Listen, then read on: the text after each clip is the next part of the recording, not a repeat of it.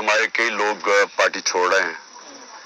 मैं ये समझता हूँ कि इनमें से खैर कई तो खैर मैं इतना जानता नहीं हूँ, लेकिन मुझे एक के ऊपर सबसे ज्यादा अफसोस है। वो मेरा बहुत पुराना हमारी पार्टी की जिसने बड़ी जान मारी आमिर कियानी की, तो मुझे बड़ा अफसोस हुआ उसके जाने का।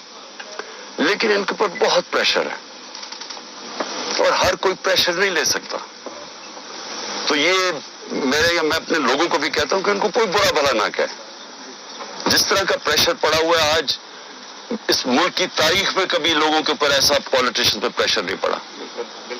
पकड़ के लोगों को जेलों में डाल रहे हैं, फैमिलीज घरों में घुस रहे हैं, औरतें फैमिलीज औरतें वहां, उनको औरतों को साथ उठा के शरिया अफरीदी और उसकी बीवी ले गए जेल में। ये कभी हुआ पाकिस्तान में? कभी कि किसी उमर उस्मान डार के घर में घुस के सारा घर तोड़ दिया और उसकी वालदा से जो उन्होंने किया, ये कभी इस मुल्क की तारीख में हुआ है? जो औरतों को जो सीन्स आई हैं औरतों के बाल पकड़ रहे हैं, जिस तरह उनको घसीट रहे हैं, ये ना इस मुल्क में हुआ है और ना ये हमारा जो रवायतें हैं, जो हमारा दीन है, ये कोई इसकी चीज की इजाजत नहीं देता। और इस सब चीज के अंदर क्या चीज रह गई है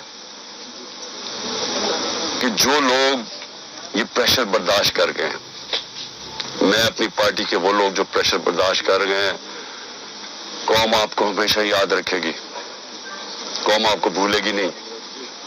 कि मुझे पता है आपके ऊपर किस तरह के प्रेशर्स हैं और जिस तरह आप खड़े हैं, तो ना मैं आपको भूलूंगा ना ये कौम आपको भूलेगी। और मुझे ये भी मैं वाज़ेह कर दूं, क्योंकि ये इस तरह का प्रेशर शायद ही कभी किसी की पार्टी के लीडर के ऊपर या उसकी पार्टी के मेंबर्स के ऊपर डाला हो, जो इस वक्त हमारे ऊपर पूरा प्रेशर डाला जा रहा है। मैं सिर्फ एक चीज वाज़ेह करना चाहता हूं कि अगर मैं अकेला भी रह गया ना, अकेला, मैं तब भी हकीकी आजादी के लिए इस मुल्क के लिए खड़ा रहूंगा। क्योंकि ये कोई गलत फहमी में ना रहे कि इस प्रेशर की वजह से मैं शायद पीछे हट जाऊंगा। जिसके ऊपर 2 कातलाना हमले हो चुके हों,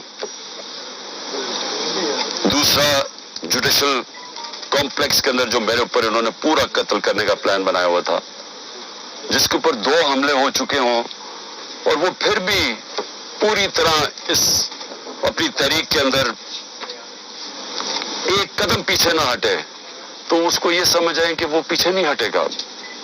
और जो मैं फिर से कहता हूं कि जो आज मेरे साथ खड़े रह गए हैं, मैं तो अपनी बात नहीं करता, ये कौम आपको याद रखेगी, क्योंकि कौम को भी पता आप किस तरह के प्रेशर ले रहे हैं।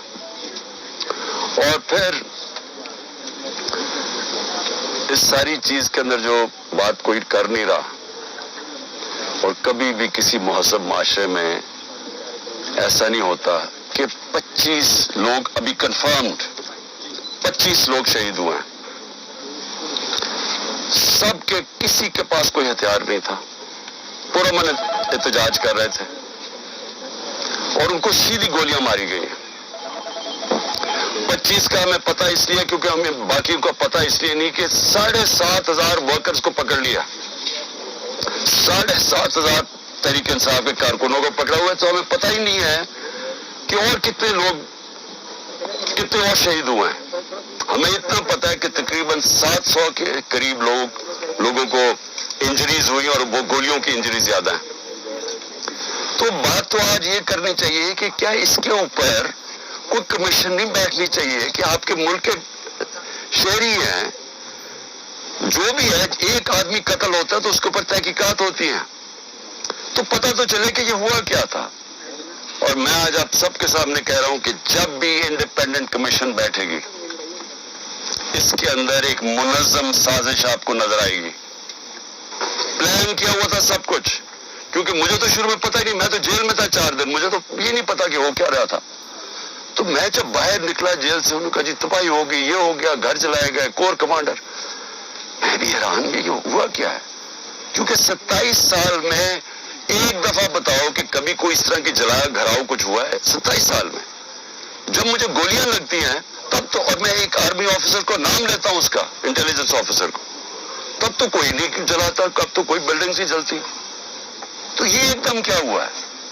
تو اس کا ہمیں اب مجھے پوری طرح اندازہ ہے، اور میں آج ڈیمانڈ کرتا ہوں کہ جب اور بنائی جائے، کیونکہ یہ بہت بڑا ملک کے اندر 4 دن جو ہوا ہے، ایک انڈیپینڈنٹ کمیشن بنائی جائے. اور انڈیپینڈنٹ کمیشن میں کیا چیز سامنے آئے گی، میں ابھی آپ کو بتا دیتا ہوں کیا چیز سامنے آئے گی، کیونکہ میرے سامنے تو فیکٹس آ گئے ہیں. ہم آپ کو ثبوت دیں گے کہ کیسے پلان کر کے لوگوں کو حملہ کروایا گیا ہے فوجی عمارتوں کے اوپر. پنڈی کے اندر پولیس نے پیچھے سے، کراؤڈ آگے کھڑا تھا، پیچھے سے پولیس نے ان کے اوپر ٹیئر گیسنگ کر کے ان کو جی ایچ کیو کی طرف دھکیلا ہے، اور راستے میں کوئی پولیس نہیں تھی جی ایچ کیو کے.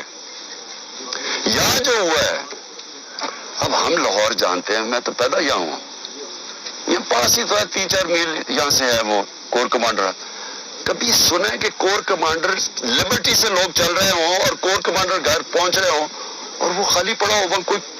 کوئی یعنی کور کمانڈر اتنی بڑی پوزیشن ہوتی ہے، اس کے اوپر کوئی بچانے والا نہیں آئے. وہ سی سی ٹی وی کیمرہ کدھر ہیں؟ وہ سی سی ٹی وی کیمرہ لگے ہوں گے، پتہ تو چلے وہ کون سی شکلیں تھی جنہوں نے جلایا. اب تک تو سامنے آ جانا چاہیے تھا سب کچھ. ٹی وی پہ اتنی زیادہ پروپیگنڈا چل رہا ہے، کم از کم وہ شکلیں تو دکھا دیں سی سی ٹی وی کیمرہ پہ کن لوگوں نے جلایا تھا وہ کور کمانڈر کا گھر. اور کیا آپ کو ہماری ڈاکٹر یاسمین، میری بہنیں وہاں باہر کھڑی ہو کے کہہ رہی ہیں کہ آپ نے اندر نہیں جانا. کون تھا جس نے اندر ان کو کیا؟ وہی لوگ تھے جنہوں نے میاں والی کے اندر جہاز چوک پہ سب جب وہاں پرامن احتجاج کرے، انہوں نے کہا یہ اس کو جلانا ہے جہاز کو. وہ بھی وہاں سے رپورٹس ہیں کہ وہ آگے ان کو آگے کہہ رہے تھے کہ آپ نے یہ کرنا ہے. پشاور میں وہی رپورٹس آ رہی ہیں کہ اندر گھسے ہوئے تھے لوگ جو آپ اکسا رہے تھے کراؤڈ کو. دیکھیں 27 سال میں کبھی کسی نے اس طرح کی کوئی حرکت نہیں کی، تو ایک دم یہ جو سب کچھ ہوا ہے، تو اس کے اوپر بہت ضروری ہے انویسٹیگیشن کی، کیونکہ یہ اس سازش میں یہ چیز بھی آئے گی کہ پلان بنایا گیا ہے کہ کسی طرح تحریک انصاف کو فوج کے سامنے کھڑا کیا جائے اور فوج کے ذریعے تحریک انصاف کو ختم کیا جائے. یہ پلان بنایا ہوا ہے. یہ خطرناک ہے ملک کے لیے. یہ پیچھے پی ڈی ایم ہے. یہی ہوا تھا 1971 میں. 1971 میں کیا ہوا تھا؟ الیکشن جو جیت گیا تھا، جو پرائم منسٹر تھا، جس کو بننا چاہیے تھا پرائم منسٹر، ایک پولیٹیشین نے سازش کی فوج کے ساتھ مل کے، اور اس کو بجائے پرائم منسٹر بنانے کے اس کے خلاف ملٹری ایکشن کروایا گیا اور ملک ٹوٹ گیا. یہ وہی پلان بن رہا ہے. الیکشن میں مقابلہ نہیں کر سکتے. 37 میں سے 30 بائی الیکشن ہار چکے ہیں. تو اب ان کو یہ نظر آ رہا ہے کہ نہ کسی طرح فوج کے سامنے کھڑا کرو. کون اپنی فوج سے لڑتا ہے مجھے بتائیں؟ اگر فوج سے لڑے گا تو کیا ملک ہی ہارے گا نا. کبھی کوئی لڑتا ہے؟ یہ جو سارا کیا کرایا جا رہا ہے، جو اکسایا جا رہا ہے، اس سے کس کو فائدہ ہوگا؟ صرف یہ پی ڈی ایم کو ہی فائدہ ہے نا. ملک کی تو جمہوریت بھی تباہ. اب یہ سوچ لے کہ یہاں کیئر ٹیکر کا اب کیا قیام رہ گیا، ان کی کیا قانونی حیثیت رہ گئی ہے. 90 دن پورے ہو گئے ہیں. ان کا تو کام تھا الیکشن کروانے کے لیے آنا. ان کو تو اب تک اب ان کا کام کیا ہے؟ یعنی ان کی کون سی قانونی حیثیت رہ گئی ہے؟ اور 70% پاکستان ہے، پنجاب